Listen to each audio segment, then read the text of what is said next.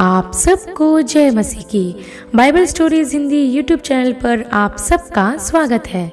आज मैं आपको बिलाम और उसकी गधी के बारे में बताने वाली हूँ, जिसका वर्णन आपको गिनती की पुस्तक के 22 अध्याय से 24 अध्याय तक देखने को मिल जाएगा।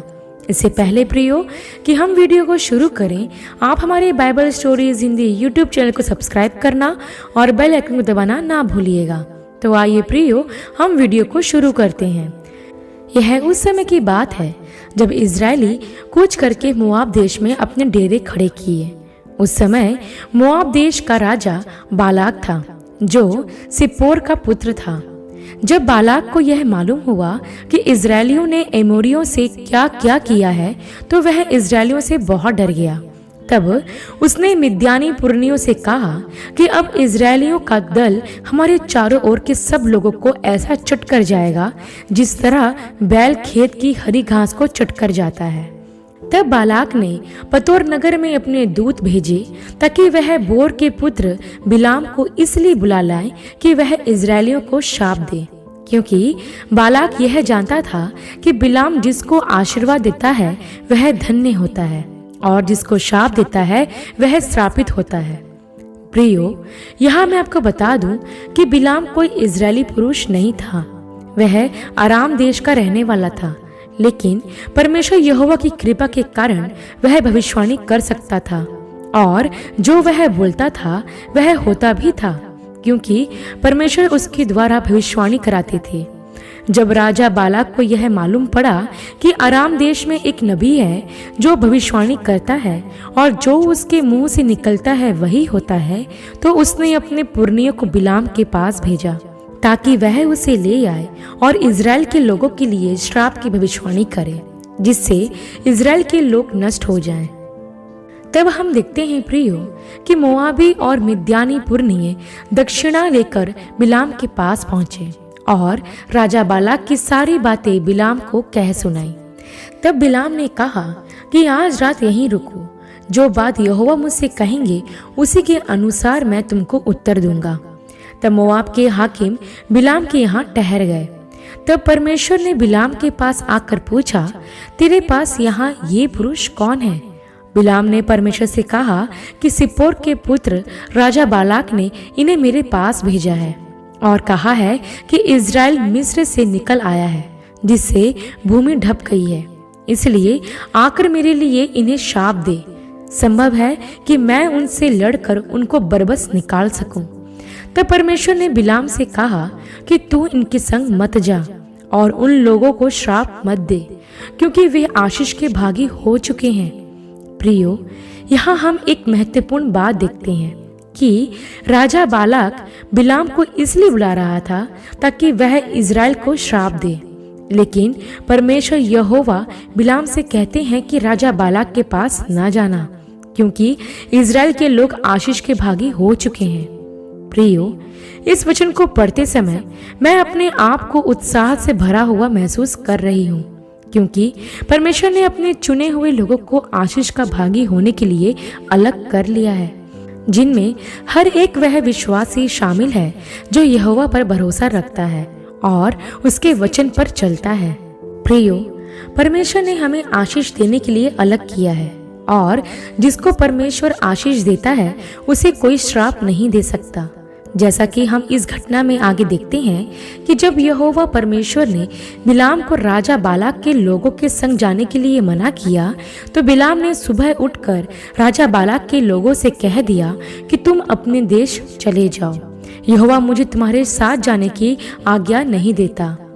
तब वे पुरनिये चले गए और राजा बालाक के पास जाकर कहते हैं कि बिलाम ने हमारे साथ आने से मना किया है। इस पर बालाक ने फिर संख्या में और अधिक पुरनिये को भेजा जो पहलों से प्रतिष्ठित थे। उन्होंने बिलाम के पास आकर कहा कि राजा बालाक यह कहता है कि मेरे पास आने से किसी कारण मना मत कर, क्योंकि मैं निश्चय तेरी बड़ी प्रतिष्ठा करूंगा और जो कुछ तू मुझसे कहेगा वही मैं करूंगा, इसलिए आ और उन लोगों को मेरे निमित्त शाप दे। तब बिलाम ने उन लोगों से कहा कि यदि बालाक मेरा घर सोने चांदी से भी भर दे तो भी मैं अपने परमेश्वर यहोवा की आज्ञा को पलट नहीं सकता, कि उसे घटाकर या बढ़ाकर मानूं। इसलिए आज रात तुम यही टिके रहो ताकि मैं जान लूं कि यहोवा मुझसे और क्या कहता है। तब यहोवा ने रात को बिलाम के पास आकर कहा, यदि वे पुरुष तुझे बुलाने आए हैं तो तू उठकर उनके संग जा, परंतु जो बात मैं तुझसे कहूँ उसी के अनुसार करना। प्रियो, परमेश्वर ने बिलाम को बालाक के पास जाने के लिए स्पष्ट रूप से मना कर दिया था, लेकिन बालाक ने बिलाम से कहा कि यदि वह आएगा तो वह उसे ज्यादा सम्मान और संपत्ति देगा। तब बिलाम दोबारा परमेश्वर की इच्छा जानने की कोशिश करता है। प्रियो, यहाँ बिलाम को दूसरी बार परमेश्वर की इच्छा जानने की जरूरत नहीं थी, क्योंकि परमेश्वर आदि से अंत तक की सब बातें जानते हैं।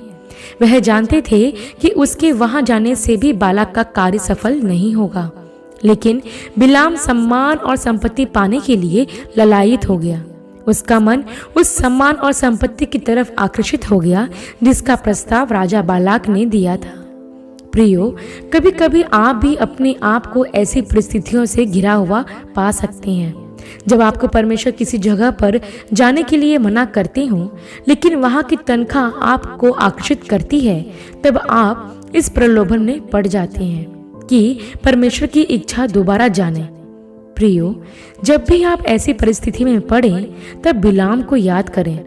परमेश्वर अपना विचार इसलिए नहीं बदलेगा कि आपको ज्यादा वेतन या ज्यादा सम्मान मिलने वाला है, लेकिन परमेश्वर यह देखते हैं कि अगर कोई व्यक्ति उस राह पर बढ़ना ही चाहता है जिस पर जाने के लिए परमेश्वर ने मना किया है, तो वह उसे रोकेगा नहीं, वह उसे जाने देगा।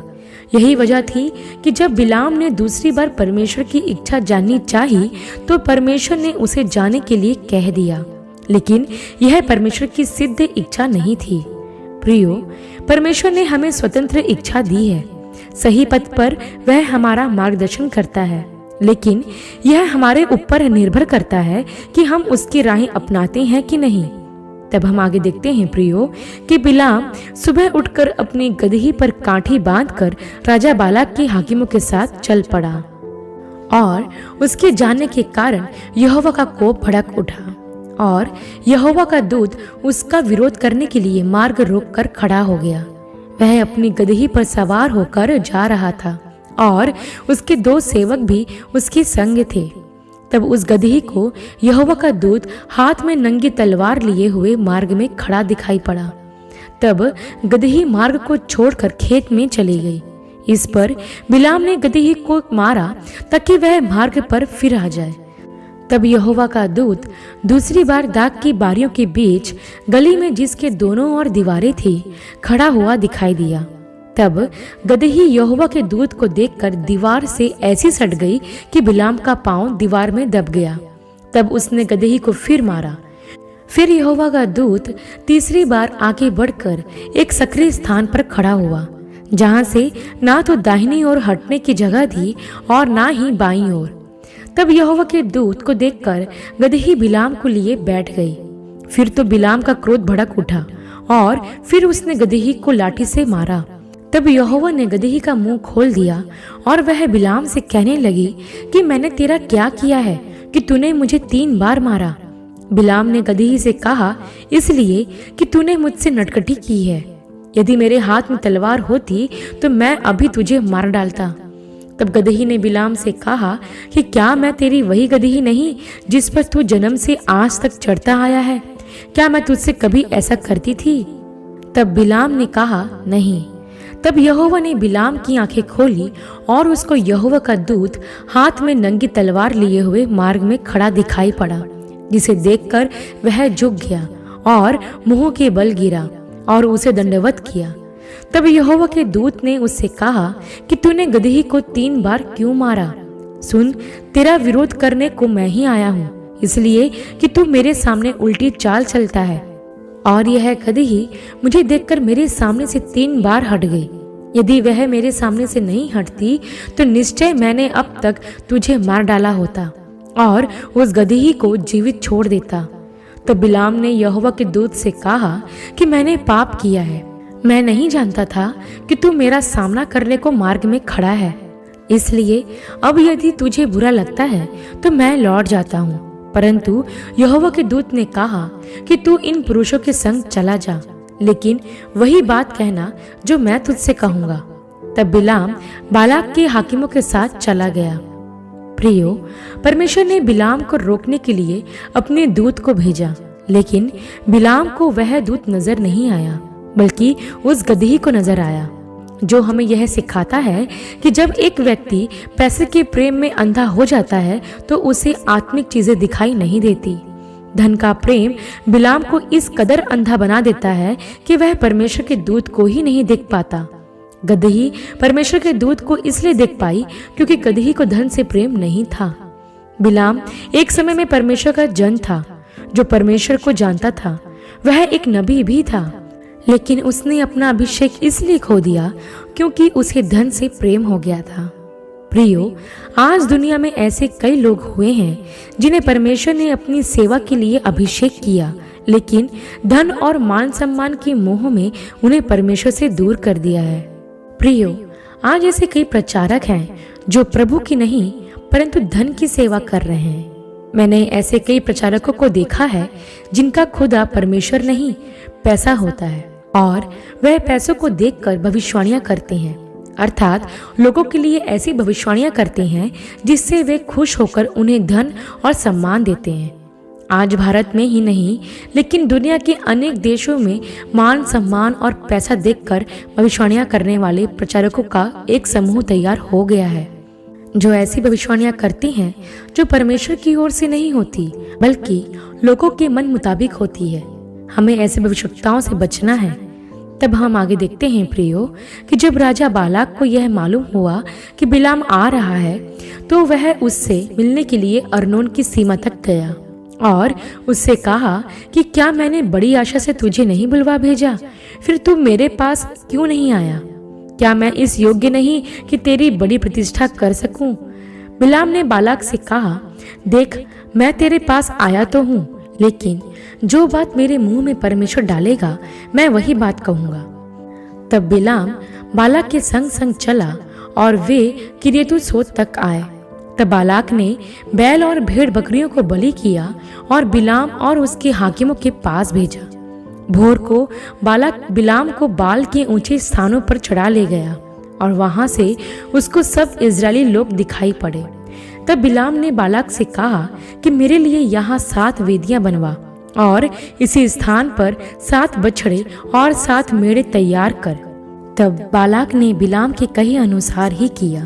तब बिलाम ने बालाक से कहा कि तू अपने होम बलि के पास खड़ा रहे और मैं जाता हूँ, ताकि जब यहोवा मुझसे भेंट करने के लिए आए तब जो कुछ वह मुझ पर प्रकाशित करेगा वही मैं तुझको बताऊंगा। तब बिलाम एक मुंडे पहाड़ पर गया और परमेश्वर बिलाम से मिला।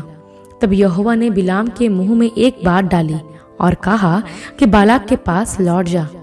तब जब बिलाम उसके पास वापस लौट कर आया तो वह सारे मोआबी हाकिमों सहित राजा बालाक को होम बलि के पास खड़ा देखता है।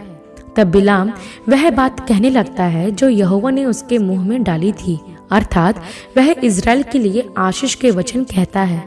तब बालाक ने बिलाम से कहा कि तूने मुझसे क्या किया है?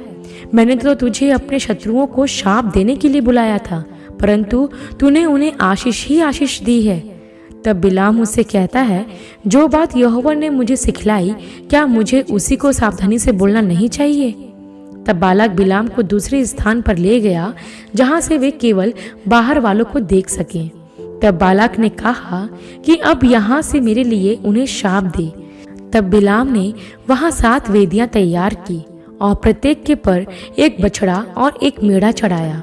फिर बिलाम ने बालाक से कहा, तुम यही वेदी के पास खड़े रहो और मैं उधर जाकर यहोवा से भेंट करता हूँ। और बिलाम यहोवा से भेंट करने को गया। तब यहोवा ने उसके मुंह में एक बात डाली और कहा, बालाक के पास लौट जा और यूं कहना। तब बिलाम बालाक के पास लौटा और इज़राइल को आशीष देने लगा। तब फिर बालाक बिलाम से कहता है कि उनको ना तो शाप दे और ना आशीष।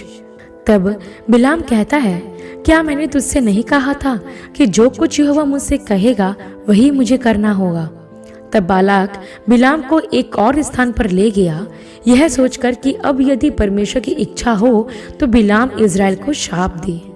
तब बिलाम ने बालाक से कहा कि यहाँ मेरे लिए 7 वेदियाँ और 7 बछड़े तथा 7 मेढ़े तैयार कर। तब बालाक ने बिलाम के कहे अनुसार किया। तब बिलाम यह देखकर कि यहोवा इज़राइल को आशीष ही दिलाना चाहता है, तो वह पहले के समान यहोवा से भेंट करने को न गया, परंतु जंगल की ओर मुंह कर लिया। तब उसने इज़राइलियों को गोत्र गोत्र के अनुसार बसे देखा और परमेश्वर का आत्मा उस पर उतरा और वह अपनी गूढ़ बातें जो इज़राइलियों के लिए थी कहने लगा। जब वह इज़राइल को आशीष दे चुका, तब बालाक का क्रोध बिलाम पर भड़क उठा और वह हाथ पर हाथ पटक कर बिलाम से कहने लगा कि मैंने तो तुझे इज़राइल को शाप देने के लिए बुलाया था, लेकिन तूने उन्हें 3 बार आशीष ही आशीष दी है। इसलिए अब तू अपने स्थान पर भाग जा। मैंने तो विचारा था कि तेरी प्रतिष्ठा करूंगा, परंतु अब यहोवा ने तुझे प्रतिष्ठा पाने से रोक रखा है। तब बिलाम ने बालाक से कहा कि क्या मैंने तुझे ना कहा था कि यदि तू मेरा घर सोने चांदी से भी भर दे तो भी मैं यहोवा की आज्ञा को तोड़कर ना तो अपने मन से भला कर सकता हूँ और ना बुरा। जो कुछ यहोवा कहेगा वही मैं करूँगा। तब बिलाम इज़राइल को अंतिम आशीष देकर अपने स्थान पर लौट गया और बालाक अपने स्थान पर वापस चला गया। प्रियो, इस घटना में हम देखते हैं कि बालाक चाहता था कि बिलाम उसके लिए इज़राइल को शाप दे, लेकिन 3 बार परमेश्वर यहोवा ने बिलाम के द्वारा आशीष के वचन ही दिए, क्योंकि इज़राइल परमेश्वर की ओर से आशीष के भागी हो चुके हैं और यदि कोई उन्हें श्राप देना भी चाहे तो वह शाप आशीष में बदल जाता है। कितनी अनोखी बात है प्रियो, जो इस घटना से हम सीख सकते हैं कि परमेश्वर के लोगों को यदि कोई शाप देना भी चाहे तो परमेश्वर उसे आशीष में बदलने की सामर्थ रखते हैं। हम विश्वासी आशीष के वारिस होने के लिए बुलाए गए हैं, इसलिए हमें कोई शाप नहीं दे सकता। हमें अपने जीवन में इस बात के लिए हमेशा आश्वस्त रहना है कि हम परमेश्वर की संतान हैं और उसकी संतान को कोई शाप नहीं दे सकता।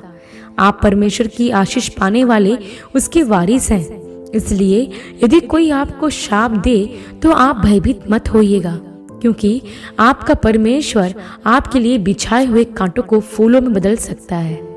आशा करती हूँ प्रियो, बालाक और बिलाम की इस घटना का संक्षिप्त विवरण आपके लिए आशीषमय रहा होगा। अगली वीडियो में एक नए विषय के साथ आप सबसे फिर मुलाकात होगी। तब तक के लिए आप सबको जय मसीह की।